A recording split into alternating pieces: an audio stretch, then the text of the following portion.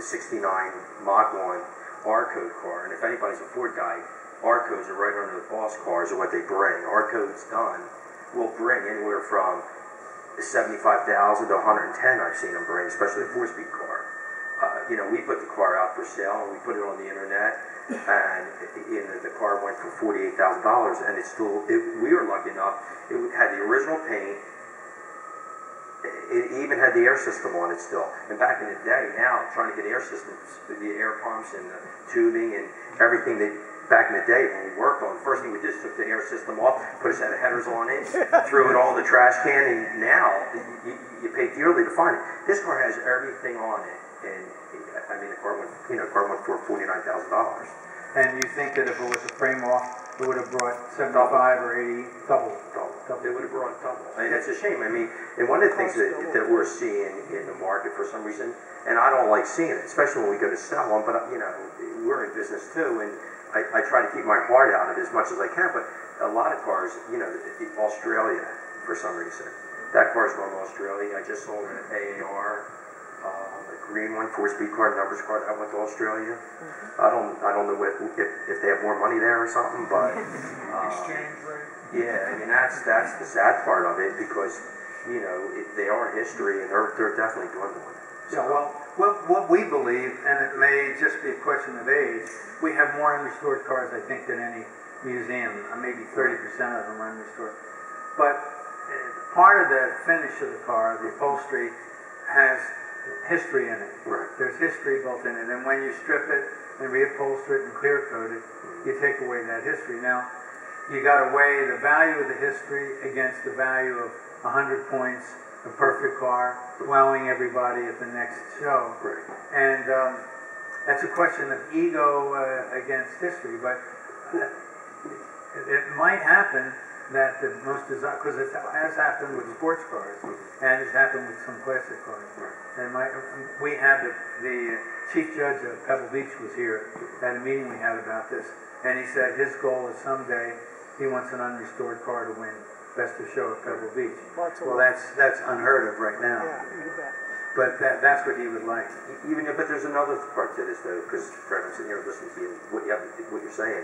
But there's two different worlds, I think, that we're talking about too. When you walk around the museum, you see some of these gorgeous race cars that you have that are unrestored. These cars aren't nowhere near even in that kind of scenario. I mean, that's like if you ask me, okay, back when I grew up, I mean, one of the things that I always wanted, I didn't bring it, but I have the original John Lagerfelder truck. I don't know if anybody ever knew who John Lagerfelder was, but he was a gentleman that built, he was like the Bill Jenkins. I don't know if anybody's ever heard of Saxon Martin or Bill Jenkins. Lagerfelder worked for General Motors, and as a matter of fact, he did the Grand National program, he did the Z06 program with the Corvettes. He built a lot of horsepower. I had his original truck that won the World Championship in '99. Now that truck we will not touch. I mean, people ask me, because what I do, besides this, I mean, I drag race. That's what my real fun thing is, instead of watching the cars or doing car shows. But somebody, Bill, come in and why don't we just take that motor out and let's put a 600 cubic inch motor in that thing. Top Sportsman racing. I look at a whole different thing. That is history. That's like if I'm ever lucky enough to be able to afford to get a Bill Jenkins car or a Saxon Martin car, how I get it is how it will sit. And see, and that's what you do. Right. See, it's two different categories. What you're saying is, if you get a muscle car that has some competition history, has some history with a good driver, was an icon of its era, they only made 10 of them or something like that, then you'll keep it in the condition that you found it in. Good. Absolutely. Now, just so people know about the other factors of your life, he's in the collision business. You just heard that he's a drag racer, but he also deals in a lot of these great cars. How do you see yourself? Are you a collector, a dealer, an advisor? I mean, can people come to you and say, I'd like to find a GTO, can you find one for me? Absolutely. Yeah, and there again, I mean, we deal in the muscle car business. That's what we really deal in, or hot rod business. We'll mess with any kind of car that people are looking for. But there again, I mean, we do a real good. One of the biggest things I try to do is everything, of course, goes to the budget. Not everybody can afford a numbers matching car. And that customer is just as important that wants to spend $15,000 maybe on a Fox Body Mustang. So we'll work real hard to make sure what their price range is will get them the best value and the best product for the money. It doesn't matter what it is. Do you restore muscle cars for clients or customers? In other words, somebody comes to you and say, I just got this, I want to make it a 100-point car. Do you do that? Yeah, You do that? yeah. Okay. Yeah. Good. Well, I'm going to open this up to questions. We have a few more questions to ask Rob instead of hearing you talk. But I'd like to open this up for some questions. Anybody have anything they'd like to hear from an expert?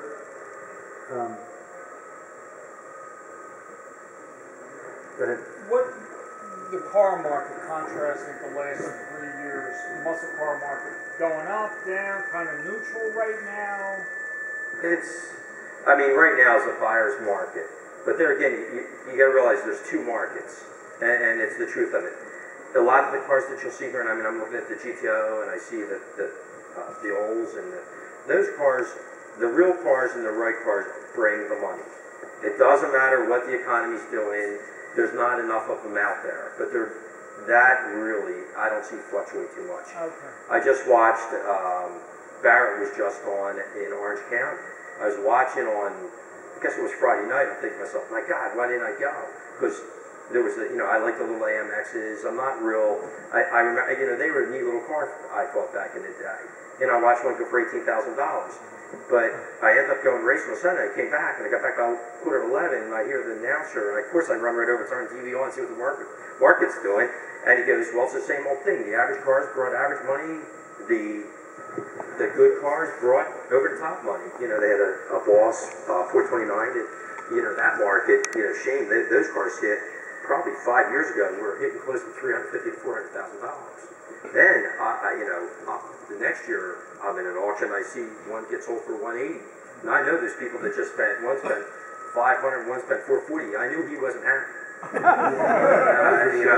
that's just, and I'm saying, but now, now they sold one this weekend. They're creeping back up to 360. Back up to 260. So they will come back. But no offense or buts, the regular average cars that people have had in their garages, there are some deals now. Now's the time to buy. Will you buy a car without seeing it? All your experience. Will you buy a car without seeing it? All the judgment, you look at the number, you look at pictures, you talk to the guy, or do you follow a rule, you gotta touch it? I wish I could follow that. I try to. That's the best rule to have.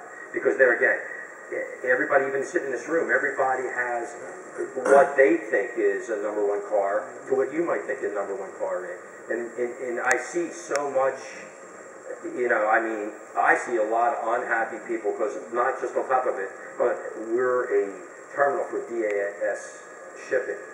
And we've been doing that for years, and this is way before I got in the car business. They ship probably 7% of the eBay cars. I've never seen so many pissed off people in my life. I'm sure they're not, I'm glad they're not mad at me, but they're out in my park like cursing, yelling, throwing stuff. So answer that question, no, I try to. Real good pictures. I try to tell, there again, you got to really get a good sense on who you're talking on the phone. Is he a salesman, or is just a fellow that loved this car and he's time to get off it? But that's how we do it. But I definitely, if I'm buying the L6, I got to look at it. If I'm buying a Copo car, I'm looking at it. There again, we just found, and there again, as I said, right now it's the market. We just ended up purchasing a Z28 numbers matching car, and the bottom's not done. He sent me every picture of every stamping, but the car's $35,000 he's asking for it. That car, no, I can't go to Texas and look at it, but at $35,000, in my head, if I got to put 10 grand in it,